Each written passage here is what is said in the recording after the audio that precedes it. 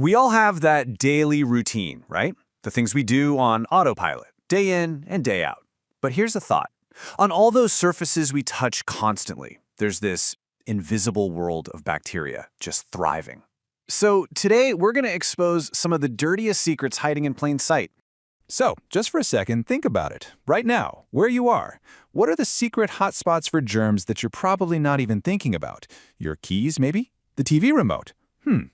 Well, to really get to the bottom of this, we went straight to a community of experts, the everyday folks over on Reddit's r/hygiene, who are, well, they're passionate about this stuff. We asked them for the most common places bacteria builds up without us realizing, and wow, their answers were pretty eye-opening and maybe a little bit gross.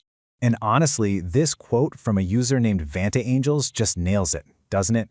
Phones are basically portable petri dishes at this point. It's short, it's kind of gross, and it is so true. It's the perfect way to kick off our little tour through a day in the life of germs. So let's start right where your day starts, the morning. From the second that alarm goes off, you are coming into contact with some of the biggest offenders, probably before you've even had that first cup of coffee. And believe it or not, that first hotspot is your own cozy bed. One Redditor pointed out that a huge oversight is just not changing our bedding often enough. I mean, when you think about all the sweat, body oils, and skin cells, yeah, your sheets can become a real paradise for bacteria. Okay, so you've dragged yourself out of bed, and you're heading to the bathroom to get clean, right? You reach for your toothbrush, the very symbol of clean. But maybe hold that thought. Okay. This is so simple, but so important. A user brought up the humble toothbrush. Just think about it for a sec. It scrubs all the gunk out of your mouth, and then where does that gunk go? It can hang out in the bristles. So if you don't swap it out regularly, you're just putting old bacteria right back into your mouth every single day. The rule of thumb is super easy. Just replace it every 3 months. All right, moving on. Let's talk about that one thing that literally never leaves your side. The item that, as we've already heard, is basically a portable lab experiment. And it wasn't just a few people saying this. User after user on that Reddit thread pointed the finger straight at their phones and, key detail, their phone cases.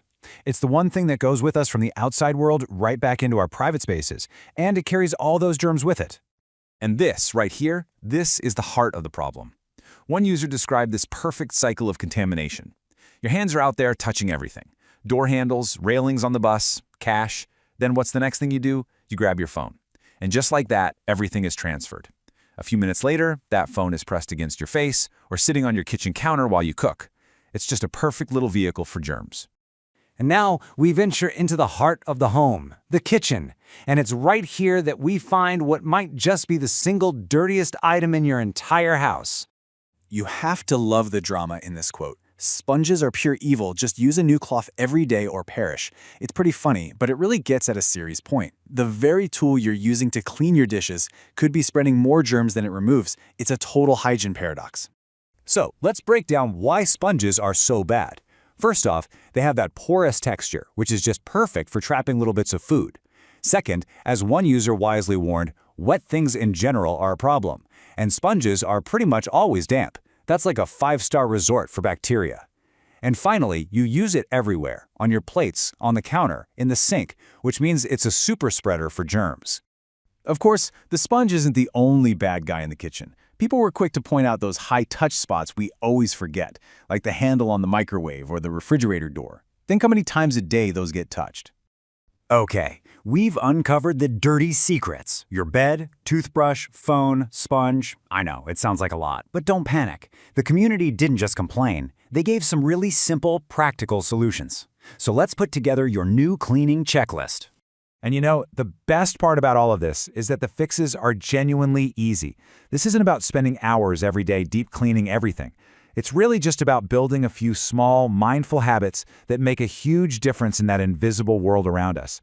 So here you have it, all that Reddit wisdom, all in one powerful list. Give your phone a quick wipe every day, get a new toothbrush every quarter, ditch that evil sponge for a cloth you can actually wash your hands as soon as you get home. Oh, and a great one from another user, don't forget to frequently wash your reusable water bottle. Wipe down those kitchen handles, and yeah, change your bedding. See? Totally doable. And let's be really clear here. The point of all this isn't to make you paranoid or to have you scrubbing every surface obsessively. Not at all. It's just about being a little more aware. It's about being mindful of these hotspots and maybe adding 1 or 2 of these tiny habits into your daily routine. So I'll just leave you with this one question. Now that you know all the secrets your routine has been hiding, now that you know where all the germs are secretly hanging out, what's the very first thing you're going to go clean? Is it going to be your phone? Or maybe that evil kitchen sponge?